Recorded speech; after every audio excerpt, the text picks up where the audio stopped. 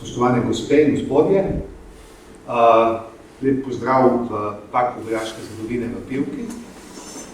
Hvala gospodu direktorju magistru Janku Boštjančiču za povabilo in možnost predstavitve revije Dileme, znanstvene revije Dileme in pa predavanje profesorja doktorja Tomaža Kladnika na današnji dan, oziroma na današnjem dnevu suverenosti Republike Slovenije, 25. oktobru.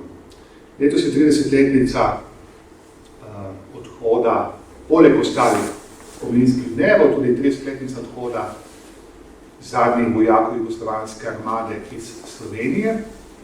In v ta namen smo na Študijskem centru za narodno spravo izdali tematsko številko revije Dileme, ki je posvečena 30-letnici slovenske demokratizacije in pa 30-letnici slovenske osamosvojitve. Na današnji predstavitvi te tematske številke vam bomo spregovorili na moji desni dr. Tomaž Ivešič, direktor Študijskega centra za narodno spravo, na moji levi pa profesor dr. Tomaž Kladnik, ki je član uredniškega odbora in pa tudi priznani vojaški zgodovinar. Ob tej priložnosti bomo poleg predstavitve same revije tudi imeli predavanje o slovenski vojski in spopadih v letu 1991. Najprej bi predal besedo dr. Tomažu Ivešiču, ki je poleg direktorovanja Študijskemu centru tudi odgovorni urednik revije Dileme. Z vami sem pa tudi urednik same revije, Renato Podbersič, ki jo urejam od prve številke naprej. Ja, hvala lepa. Lep pozdrav vsem skupaj. Revija Dileme izhaja od leta 2017, je znanstvena revija Študijskega centra za narodno spravo. Praviloma izgleda 2 številki letno.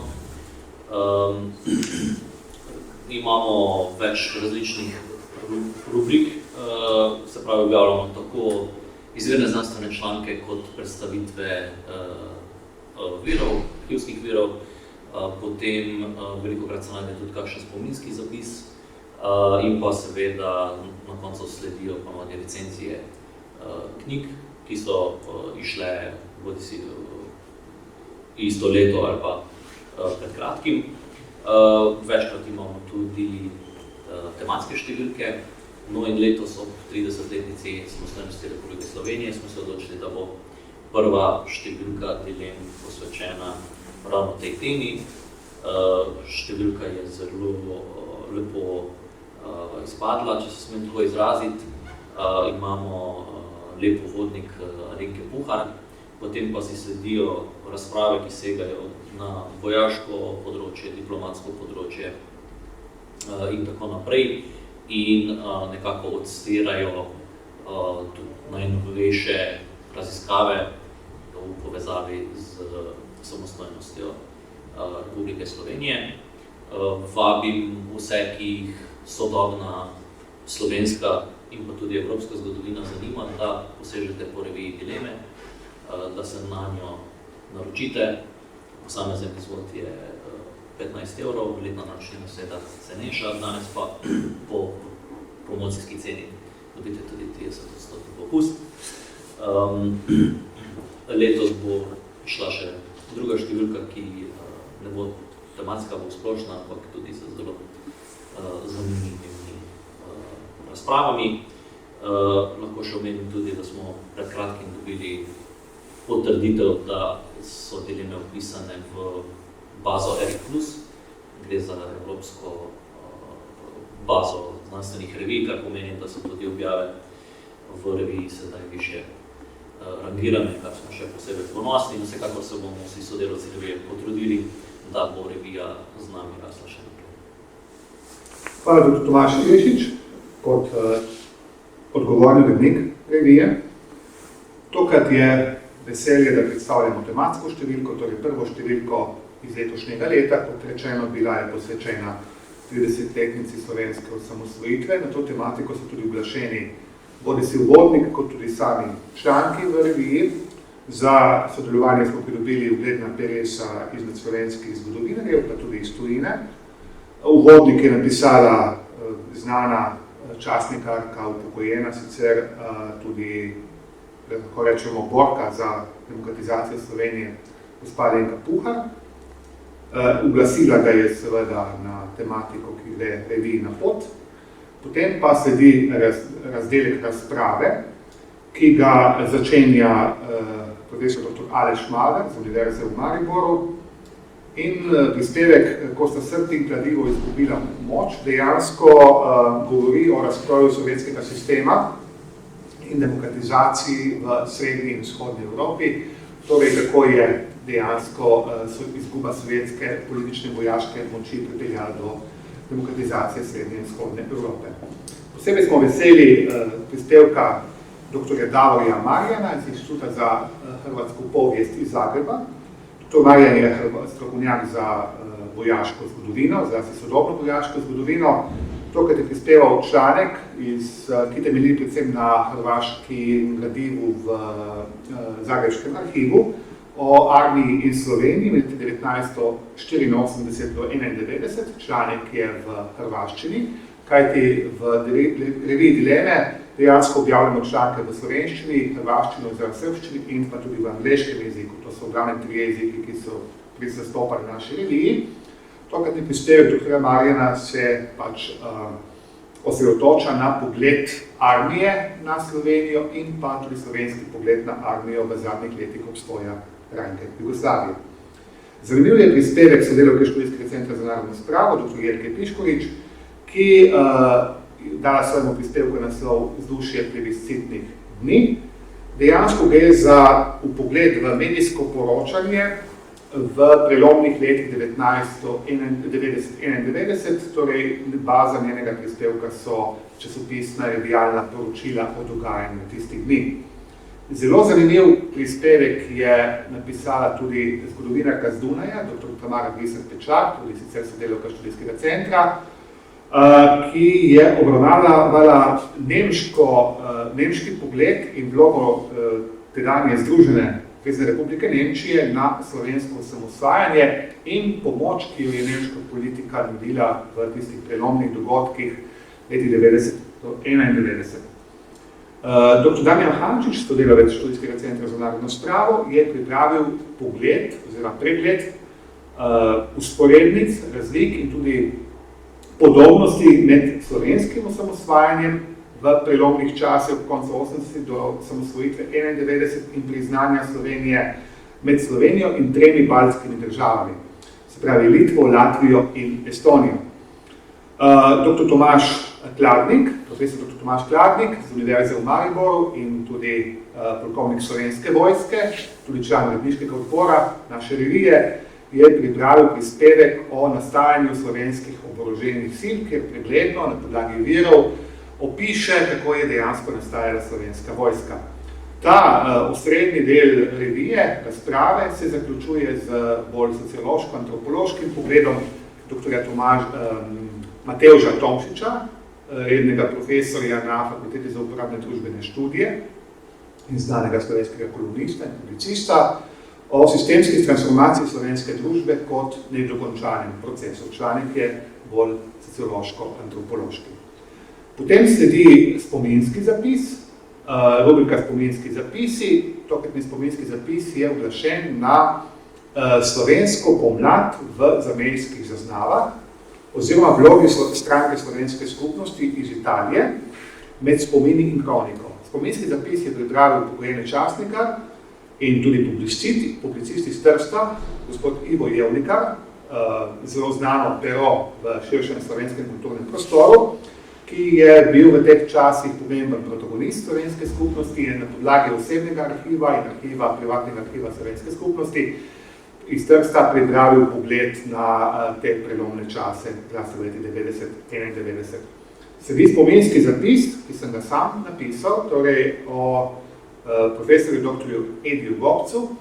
Profesor dr. Edi Gobec, ki je lani preminil ob koncu lanskega leta, si zasluži vsekakor veljavo v slovenskem spominu, ker je bil ugleden profesor, predvsem sociologije, na ameriških univerzah, zlasti v Clevelandu, veliko delal za slovensko skupnost, vrednotenje slovenske zgodovinske prisotnosti v Združenih državah Amerike in pa nasploh vlogi Slovencev pri plemenitenju ameriške kulture. In za konec sledijo recenzije 3 knjig, in sicer recenzije, ki jo je pripravil Matic Batič, o vojaških veteranih in fašizmu v medvojni Evropi, recenzija, ki jo je pripravil dr. Tomaž Kladnik o knjigi Revolucionarno nasilje na Južnem Notranjskem med drugo svetovno vojno, ki jo je napisala sodelavka študijskega centra Mirjam Dujo-Jurjevčič. In za konec recenzija dr. Milka Mikole, ki je pripravil recenzijo dr. Mateje Čor-Kladnik in sicer njene zadnje knjige Narod sodi, ki opisuje delovanje slovenskega sodišča narodne časti ob koncu druge svetovne vojne pomladi in poleti 1945. Jaz verjamem, da je revija dovolj kakovostna in dovolj raznolika, da bralce dejansko vabi k branju. Spoštovane bralke in bralci, potencialni, spoštovane gospe in gospodje, vabljeni, da jo vzamete v roke. Zdaj pa najavljam predavanje ob današnjem spominskem dnevu na Slovenskem, profesora dr. Tomaža Kladnika, kot že rečeno, vrhunskega vojaškega zgodovinarja, ki se ukvarja predvsem z slovensko sodobno zgodovino, tudi polkovnika Slovenske vojske, ki je mimogrede tudi član uredništva naše revije, da nam poda kratko zgodovinsko misel. Zdaj, ob današnjem dnevu suverenosti je prav, da v kratkem v bistvu predstavimo, kako smo do tega dneva v tistem času prišli, se pravi, kateri so bili vsi dogodki, ki so nas pripeljali do tega, da lahko danes praznujemo dan suverenosti, se pravi, dan, na katerem smo Slovenci tudi v smislu oboroženih sil svojo usodo vzeli v svoje roke in da v bistvu od tega dneva dalje so na slovenskem ozemlju prisotne samo oborožene sile slovenske države in pa kasneje tudi naših partneric, s katerimi zdaj skupaj oblikujemo obrambo tako zavezništv, v katerih smo kot lastne države. Za uvod, zdaj 30 let nazaj, pa mogoče malo več, je Evropa izgledala na takšen način. Če vzamemo tiste besede Churchillove od Ščečina do Trsta o železni zavesi, ki je zagrnila Evropo, je potem nastala prelomnica, se pravi, med dvema nasprotujočima si ideološkima, ekonomsko-socialnima in pa tudi vojaško-političnima sistemoma, taboroma. Se pravi, na eni strani je to zahodne zaveznice, se pravi, in pa na drugi strani sateliti Sovjetske zveze, ki jih je potem po drugi ali pa ob koncu druge svetovne vojne osvobodila in na koncu izpod fašizma in na koncu potem tudi več ali manj nasilno pripeljala v svoj ideološko-politični sistem. Zdaj o tem ne bi preveč na dolgo in široko razpravljal.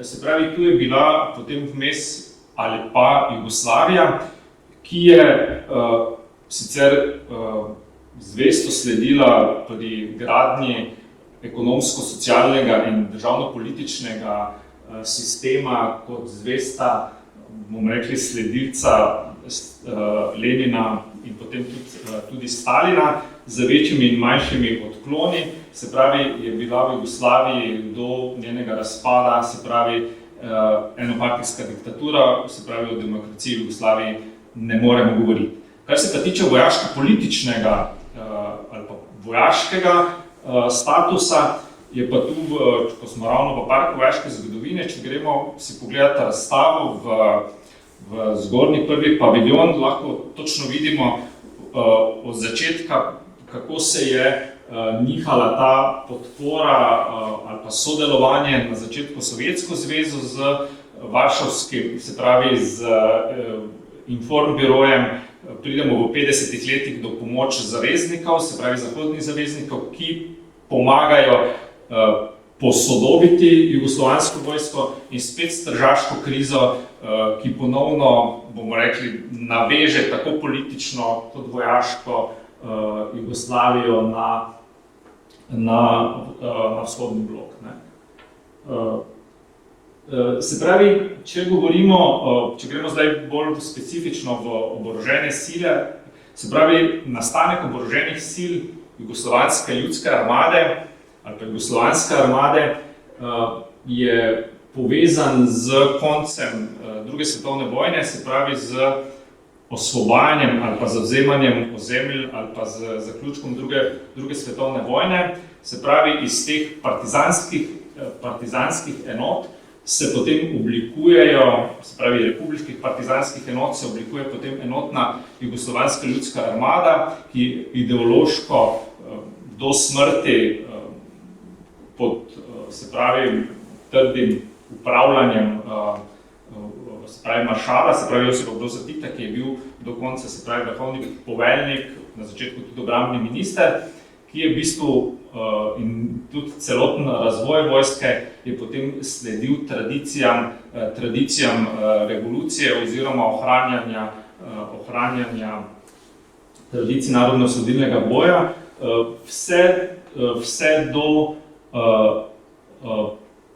vse do takrat, ko se z posegom oboroženih sil Sovjetske zveze ta zaverovanost vsaj vase oziroma v svojo moč začne krhati, saj v bistvu z posegom prej ne toliko na Madžarskem leta 56, kot potem na Češko-Slovaškem 68, se pravi Sovjetska zveza poskuša z silo spet zadušiti vsako samostojnost ali pa pot v socializem po drugi poti, kot je to zapovedovala doktrina Sovjetske zveze in hiter poraz predvsem oboroženih sil Češko-Slovaške, teh centralnih sil, njenih oziroma glavne sile, se pravi privede do tega, da se Jugoslovanska ljudska armada ali pa oborožene sile SFRJ reorganizirajo, tako da vzpostavijo poleg oboroženih sil, ki skrbi za obrambo države in po strategiji se ob napadu umakne iz zasedenega ozemlja v centralno Bosno, kjer potem tudi gradijo obsežna fortifikacijska bunkerje, letališča, zaklonišča, tu na razstavi imate, oziroma spodaj, se pravi letališče, v katere je bilo vloženega ogromno denarja, ki so jih pa potem v vojni, na balkanskih vojnah leta 1991 do 1995 v bistvu razsuli. Se pravi, se potem za obrambo teritorija po stilu partizanskega gverilskega bojevanja ustanovi teritorialna obramba po republiškem teritorialnem principu, ki potem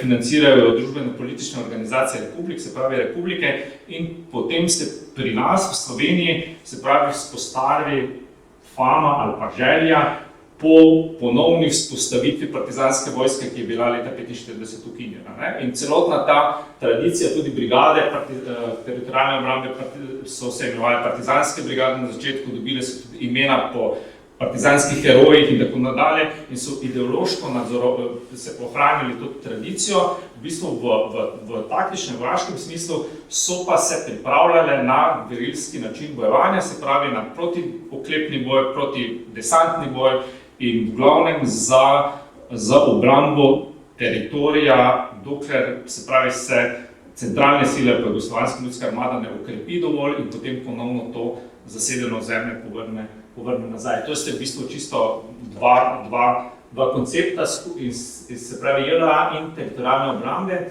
potem tvorijo skupne oborožene sile, ki se potem v začetku 80-ih let centralizirajo. Se pravi, ta navidezna samostojnost teritorialne obrambe se z začetkom 80-ih let začne izgubljati in se začne teritorialna obramba, se pravi, zmeraj bolj podrejati skupnim oboroženim silam, katerega dominanta je pa bila po Titovi smrti v partijskem vrhu in vojaškem vrhu, ki je v bistvu ga lahko v 80-ih letih ali pa v sredi 80-ih let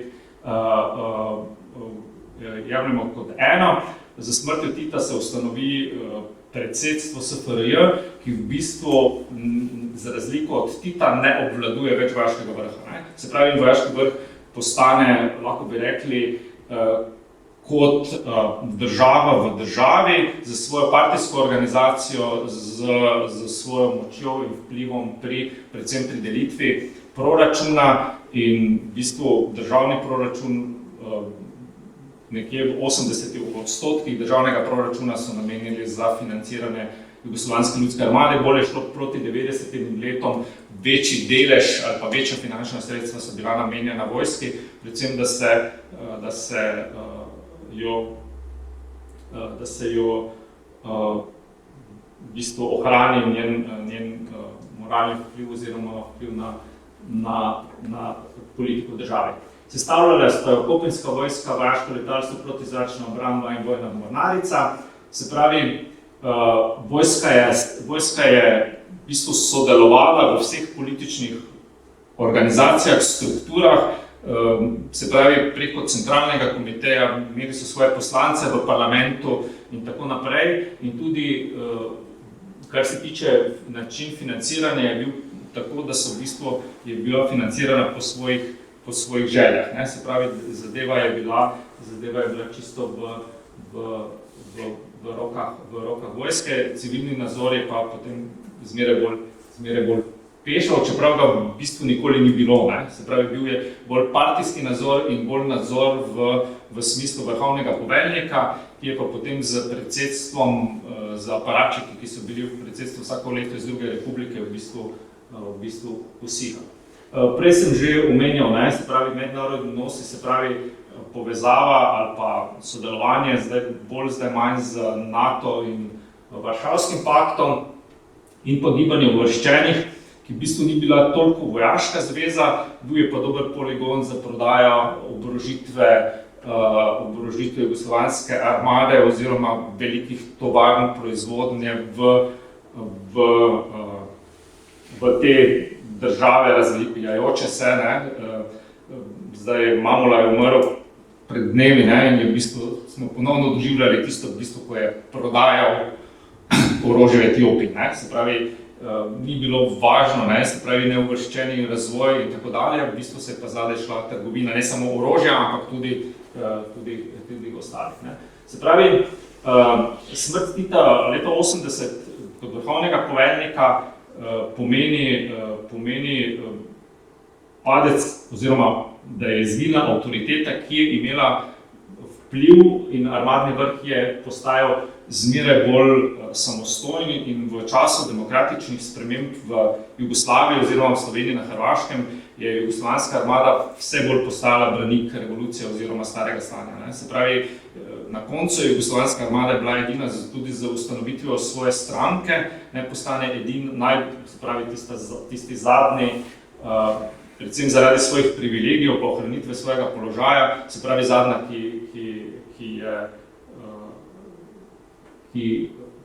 ki pomeni, da oziroma želi ohraniti Jugoslavijo takšna, kot je. Se pravi, z napovedjo demokratičnih sprememb v Sloveniji ali pa z prvimi volitvami aprila leta 90 se na te volitve ali na te spremembe začne pripravljati tudi Jugoslovanska ljudska armada. Se pravi, prvi takšen načrt je izhajal že od začetka leta, ki se je pa potem izpeljal 15. maja 90, se pravi, ko je Republiški štab za teritorialno obrambo Socialistične republike Slovenije, se pravi podrejenim pokrajinskim poveljstvom izdal ukaz, da morajo vso orožje teritorialne obrambe, ki ni bilo hranjeno v skladiščih Jugoslovanske ljudske armade, v ta skladišča odpeljati, se pravi, da je in s tem so enote teritorialne obrambe, ki bi lahko predstavljale se pravi resno grožnjo ali pa njihovo orožje jugoslovanske armade ali pa poti v demokratizacijo, se pravi, to orožje so morali skladiščiti v skladišče jugoslovanske ljudske armade, s tem, da je bila večina orožja teritorialne obrambe tako ali tako že v skladiščih JLA, ki so bile v vojašnicah. Naprimer, v Mariboru so v bistvu imele vse enote teritorialne obrambe to že v teh skladiščih. To se pravi, da je razorožitev bila že sama po sebi de facto narejena. Se pravi, tisti, ki so imeli pa skladišča, so pa morali to izpolniti. Se pravi, več ali manj so ta ukaz izpolnili, vendar se je in s tem je potem teritorialna obramba ali pa ljudje, vojaki, ki so bili pripadniki teritorialne obrambe, kot rezervisti ali pa aktivni, so enostavno enote teritorialne obrambe ostale kot vojska, pod narekovaji republiška, vendar brez oborožitve. V tistem času je potem se pravi, stari minister vlade Šinigojeve Kušar, republiškega sekretarja za ljudsko obrambo, je v bistvu potem predal te posle novemu ministru ali pa sekretarju za ljudsko obrambo Janezu Janši in v bistvu v tistem času je potekala razorožitev oziroma so te enote teritorialne obrambe ostale brez orožja. In v tem času so potem iskali, kako zdaj se upreti tej situaciji oziroma kako to situacijo razrešiti.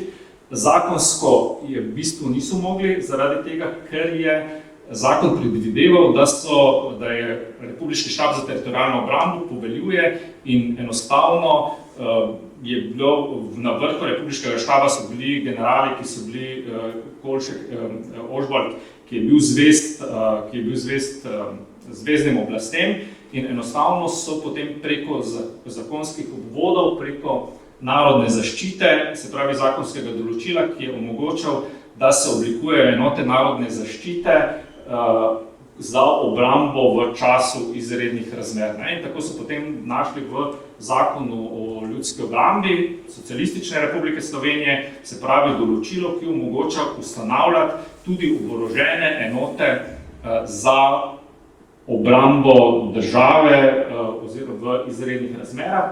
Tako potem na pobudo Toneta Krkoviča se oblikuje, ali pa počasi začnejo se oblikovati ideja o ustanovitvi Slovenske vojske, ki jo potem pač tako niso mogli imenovati in so potem imenovali, se pravi ustanovljali oddelke ali pa enote, odrede manevrske strukture narodne zaščite. V bistvu šlo je za to, da so enote teritorialne obrambe, ki so tako bile, so jih očistili nezvestih ali pa kompromitirani ali pa jugoslovanski ljudski armadi zvestim poveljnikom in iz teh enot teritorialne obrambe formirali enote narodne zaščite ali pa manevrske strukture narodne zaščite in tako oblikovali enote, ki bi bile možne ob intervenciji jugoslovanske ljudske armade v bistvu obraniti vitalne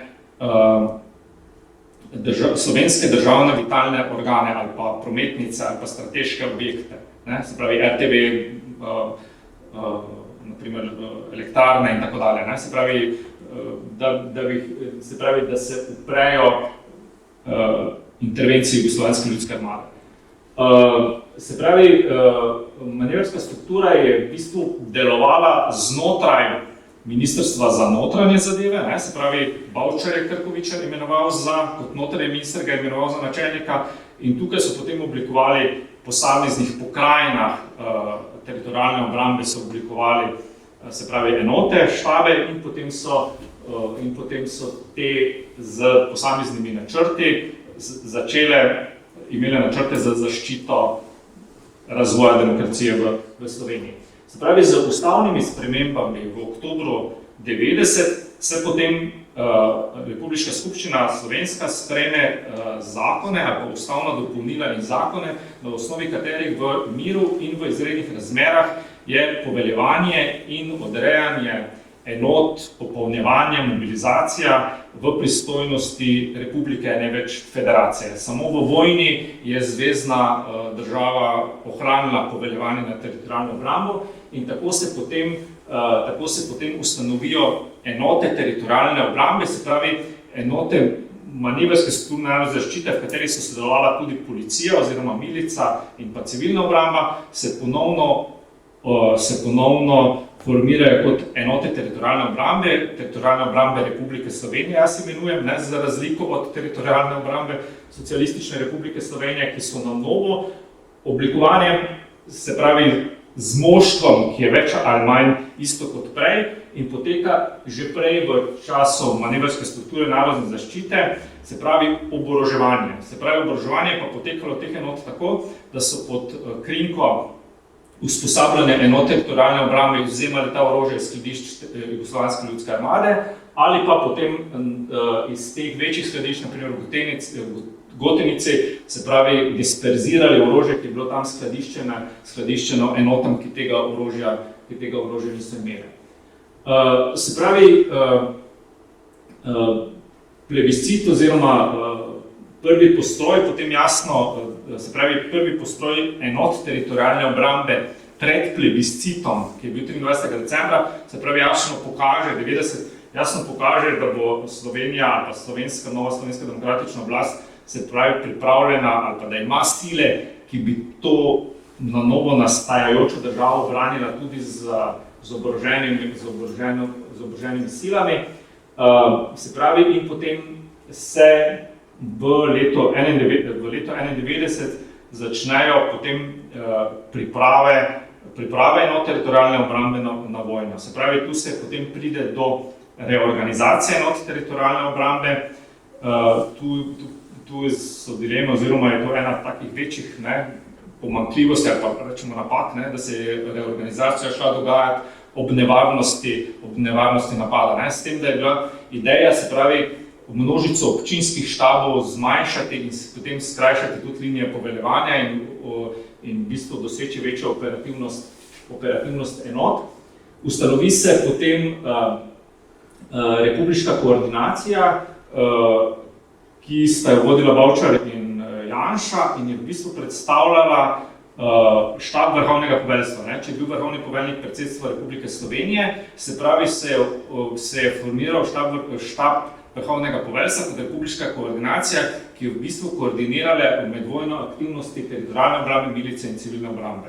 Se pravi, teritorialna obramba in milica v bistvu nista imela logističnega zaledja in v bistvu to logistično zaledje je predstavljala civilna obramba, ki pa je tvorila v bistvu celotno od bolnišnic, oviran, logistične oskrbe, enot in tako dalje. V bistvu je celotno prebivalstvo, ki je delovalo na posameznih segmentih, potem podpiralo oborožene sile, da so se potem lahko bojevale. Se pravi, veliki problemi so bili pri sprejemanju zakonodaje, zakonodaje o nabornikih in pa sprejemanje proračuna. To je bila velika, takratni skupščini velika opozicija novi vladi, oziroma takrat ni bila več nova vlada, se pravi vladi pri sprejemanju proračuna, in pa se pravi določila, da se lahko vojaški rok služi samo v Sloveniji oziroma da enote teritorialne obrambe oziroma Republike Slovenije same oblikujejo rekrutne centre in pa vojašnice, kjer se bi vojaški rok služil. In v bistvu pri zapletenju te zakonodaje oziroma proračuna je prihajalo do zamud, tako da je bil komaj tam proračun pa zakonodaja ta sprejeta komaj v aprilu leta 1991. Se pravi, tako da so potem tiste denar, inflacija takrat veste, da je bila ogromna, in v bistvu tudi tisti denar, ki je bil namenjen, je v bistvu potem moral iti samo za oborožitev, tako da sta nabavo oborožitve za primer vojne, tako da sta v bistvu potem bila ustanovljena samo dva učna ali pa rekrutna centra Slovenske vojske, nova, to sta bila v Petrah in v Igu, in še tukaj so potem je jugoslovanska armada, ki je budno spremljala vse te dogodke z pekarskimi dogodki, oziroma prvi taki bomo rekli, preizkus stabilnosti oziroma učinkovitosti so bili pekarski dogodki, ker je jugoslovanska ljudska armada poskušala trdnost slovenskih stališč obrambe ali pa pripravljenosti za oborožen spopad. Tu sem prej govoril o organizaciji teritorialne obrambe, se pravi na Ljubljani je bil republiški štab za teritorialno teritorialno obrambo, ki je poveljeval posameznim pokrajinskim štabom, se pravi vzhodno-štajerske, zahodno-dolenjske, ljubljanske, gorenjske, severno-primorske in južno-primorske pokrajine in potem podrejeni so bili potem še območni štabi, dva učna centra, IK pri Ljubljani in Pekre pri Mariboru in pa specialna brigada Moris v Kočevski Reki, ki je v bistvu, iz katere je nastala prva profesionalna enota slovenske vojske. Se pravi, strategija nastopa slovenskih obrambnih sil je bila enostavno preprosta, uporabiti tisto, kar enote teritorialne obrambe so sposobne, se pravi, znajo pripadniki in pa z orožjem, ki so ga imeli v glavnem pehotnim, preprečiti razvoj sil Jugoslovanske ljudske armade. Se pravi, Jugoslovanska ljudska armada je v bistvu cilj je bil zasesti mejne prehode in ključna strateška območja v Sloveniji in v bistvu preprečiti samostojnost Slovenije. Se pravi, zasesti mejne prehode, preprečiti prehode in pa zasesti glavne strateška območja.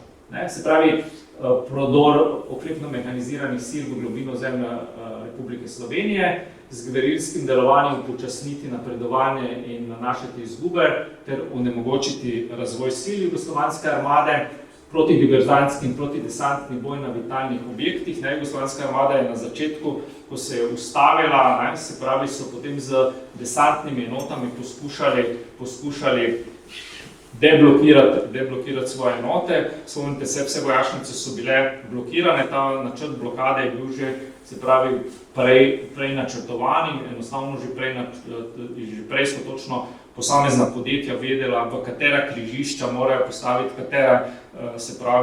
katere tovornjake oziroma vozila, da so potem zablokirali izhod iz posameznih vojašnic. Pri katerih je to uspelo, pri nekaterih ne, ampak v bistvu so onemogočili ali pa upočasnili ta manever jugoslovanskih sil. Se pravi, obramba komunikacij in blokada vojašnic, hitra diverzija sredstev iz skladišča A, se pravi, prva so bila potem na udaru, naprimer večji skladišči sta bile Ložnica in Borovnica, ki so potem slovenske obrambne sile hitro zavzele in potem to orožje disperzirale ostalim enotam za pripravo za boj. Zdaj, o posameznih bitkah, zdaj verjetno sem že tak časom prekoračil, se pravi, tu ta karta, moj kolega iz muzeja, še zmeraj uporabljam vojaškega Albin Nikolič, je izdelal in je v bistvu še zmeraj aktualna, v bistvu so iz večjih, se pravi, Jugoslovanska ljudska armada je, se pravi, imela, se pravi, bojna poveljstva, se pravi, iz 3 korpusnih območij, oziroma iz 2, ki sta imela sedež v Sloveniji in ostalih, ki so imeli sedež na Hrvaškem, se pravi, Maribor je bil 31. korpus, ki je imel nalogo zavzeti mejne prehode prek Mure na Štajerskem, vidite modre puščice, in potem so bili večji spopadi, se pravi, na Šentilju, pri Dravogradu in pri Holmcu, se pravi, za mejne prehode, se pravi, zavzeti mejne prehode ali pa jih zdaj prevzeti. Večino mejnih prehodov enostavno niso uspeli zasesti, oziroma zasedbo pomeni, da preprečiti prehod meje. Se pravi, mejo so varovala policija, potem pa Ljubljanski korpus, v bistvu so bile tukaj v Ljubljani, se pravi, cilj je bil tu Brnik, se pravi, kot mednarodno letališče in pa, se pravi, Karavanški predor. Se pravi, Karavanški predor je bil pa tisto leto odprt, leto prej, 100 leto. Se pravi, spopadi potekali tukaj, največji je potem bil tukaj Trzin, kjer so potem poskušali preprečiti enotam, da bi se razvile naprej. Potem so bile, in pa potem tukaj na Primorskem, se pravi, Reški korpus, ki je v bistvu general Čat, če je bil ukaz za napad, ne, je bil od 26. dalje, ne, se pravi, razglasitev je bila 26. zvečer, se pravi, Čad je ukazal, da se enote Reškega korpusa, v katerem je bila tudi Pivška, se pravi, Pivška enota ni bila, se pravi, njegove enote začnejo zasedati območja prej, ne. Se pravi, tu iz Pivke so pa krenili že dan prej za mejne prehode na Primorskem. In pa potem, ko se je pa vojna razvijala, se pravi, so pa potem posegli tudi z drugih, ne, vojaških območij, se pravi, 32. korpus iz Varaždina, in pa potem tudi iz Zagreba, predvsem ta korpus iz Varaždina proti Gornji Radgoni, ne, se pravi, tu je bila en tak večji spopad in pa potem poskus prodora, se pravi, proti Ljubljani, pri Novem mestu, ne, se pravi, tu so Medvedje, Krakovski gozd, Prilipe, Poganci, ne, se pravi, tu so taki spopadi, se pravi, med samimi spopadi, med vojno, so potem predvsem politično, z političnimi sredstvi zveznega predsedstva mednarodne skupnosti uspeli priti do premirij, kjer so potem v času teh premirij so se slovenske obrambne sile uspele konsolidirati in so se potem pripraviti na nove spopade. In v tem ožjem delu vojne, se pravi spopadov, so potem v 10 dneh slovenske obrambne sile uspele enostavno blokirati razvoj oboroženih sil oziroma Jugoslovanske ljudske armade, da niso mogli doseči cilja, ki so ga želeli. Istočasno so pa enote Jugoslovanske armade, ki so bile v glavnem sestavljene iz nabornikov, enote same, enostavno so vojaki spoznali, zakaj v bistvu je šlo v tej vojni in so enostavno množično dezertirali in z žrtvami se je potem prebudila tudi mednarodna javnost. Se pravi, spopadi so bili na meji z Avstrijo, na meji z Italijo in Evropska skupnost je potem preko političnih intervencij enostavno na koncu z Brionskim sporazumom uspeli to vojno zaustaviti, sicer Slovenija z 3-mesečnim moratorijem osamosvojitve, vendar v tem času so potem potekale priprave na dejansko samostojnost. Vmes je pa potem se je potem s sprejetjem sklepa zveznega predsedstva, da se Jugoslovanska armada umakne, se pravi, v bistvu ni šlo za eno lepo gesto Jugoslovanske armade, ampak za preurejanje njihovega strateškega cilja, v bistvu, da Slovenija več ni strateški cilj Srboslavije, ne, ali pa Jugoslavije, kako se je takrat imenovala, ali pa Miloševića, ampak da je to Hrvaška in z pojenjanjem vojne v Sloveniji se krepi ali pa širi vojna na Hrvaškem in kasneje tudi Bosni in Hercegovini. Tako da je potem ta intervencija ali pa dobro strateško vodenje in upravljanje spopadov, pa tudi kanček sreče, ne, se pravi, poveljnik vzhodnoštajerske pokrajine podpolkovnik Milošević v bistvu je čisto z enim stavkom odgovoril, zakaj smo zmagali v vojni, ne? Zato, ker smo naredili manj napak kot nasprotnik. V bistvu čisto pragmatično odgovor, ne? Se pravi, zdaj lahko seciramo v detajle, se pravi, pomembne so bile priprave, odločenost in pa potem tudi pravilni odgovori na delovanje nasprotnika. Tu je zdaj razlogi za zmago, ne, v bistvu politični in vojaški, ne, se pravi, jasen politični cilj podprt z enotnostjo naroda s plebiscitnim rezultatom. Nasprotnika nismo podcenjevali, on pa nas je. Naše enote so bile homogene in motivirane, nasprotnikov večinoma ne. Večinoma nujnih in mogočih priprav za obrambo smo izvedli pravočasno, imeli smo dobre informacije o nasprotniku, premoč nasprotnika v orožju in številu smo nevtralizirali z omejitvijo njegovega manevra. Human pristop z izogibanjem žrtvam na obeh straneh, nediskriminatorna obravnava ranjencev in uspešna propagandna aktivnost so motivirali nasprotnikove enote za predajo. Številni posamični uspehi enot teritorialne obrambe in policije od prvega dne vojne naprej so krepili moč teritorialne obrambe ter dvigovali moralo vojaštva in civilnega prebivalstva. Dobra organizacija civilne obrambe je z oviranjem nadomestila pomanjkanje težkega orožja, ter preskrba prebivalstva je kljub vojni delovala skoraj nemoteno in vse veje slovenske oblasti v bistvu so tudi delovale. Ne? Tako da v bistvu so to en tak skup vojaško-civilno-političnih aktivnosti in v bistvu tudi je tukaj vidno vlogo odigrala mednarodna skupnost, ki je potem enostavno poskušala, ker se je zgodila v bistvu prva vojna po drugi svetovni vojni v Evropi. Ne? In je potem poskušala na tak način to vojno zatreti. Ne? Se pravi, tukaj razvoj slovenske vojske, ne? Manevrska struktura, teritorialna, o tem sem že govoril, ne?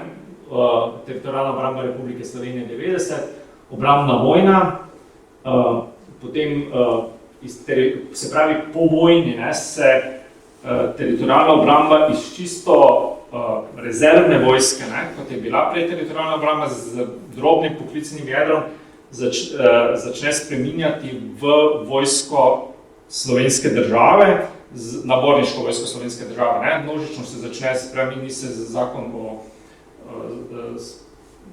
zakon služenja vojaškega roka, se pravi obvezno služenje vojaškega roka za vse moške pripadnike, formirajo se vojašnice, služenje vojaškega roka in tako naprej.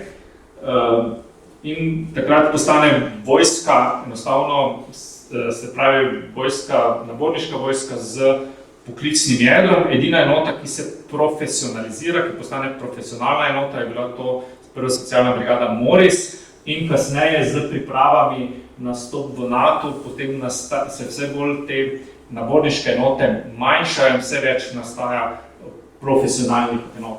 Se pravi, leta 1994 se preimenuje teritorialna obramba v Slovensko vojsko, 1993. leta postanemo članice partnerstva za mir, se pravi, to je NATO program za približevanje ali pa sodelovanje z drugimi vojskami in tukaj v tem sklopu partnerstva za mir ali pa več je bilo programov Mil to Mil in tako dalje, ker potem se je Slovenska vojska enostavno z standardi, načinom usposabljanja, izobraževanja začela profesionalizirati oziroma približevati standardov zahodnega zavezništva, kamor potem z leta 2004, se pravi, država postane potem članica NATO in EU.